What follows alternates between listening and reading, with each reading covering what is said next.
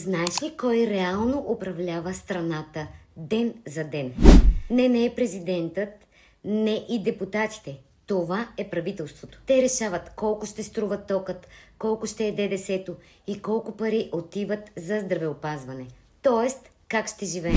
Министерският съвет, или по-просто казано правителството, е като изпълнителният отряд на държавата. Начело е министър-председателят, капитанът на отбора. А министрите са играчите, всеки отговаря за нещо.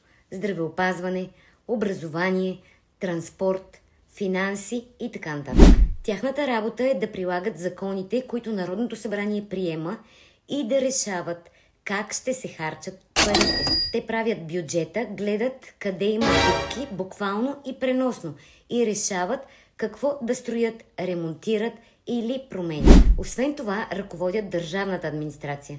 Всички чиновници, които движат документите или ги бавят. Зависи. Ако нещо не е наред, министър-председателят може да уволни министър. Шефа НАП и тук ли? Що ми правите тези номерца? Що ми правите номера? Нали знаеш колко бързо ще се разправя с вас?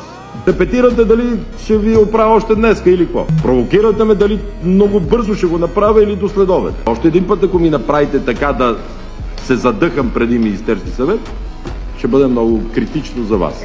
Народното събрание може да уволни цялото правителство с вот на недоверие.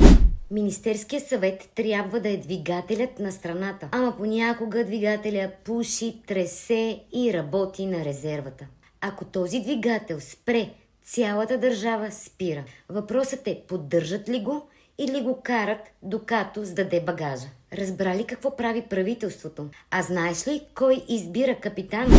Последвай ме. Идва ред на големите въпроси.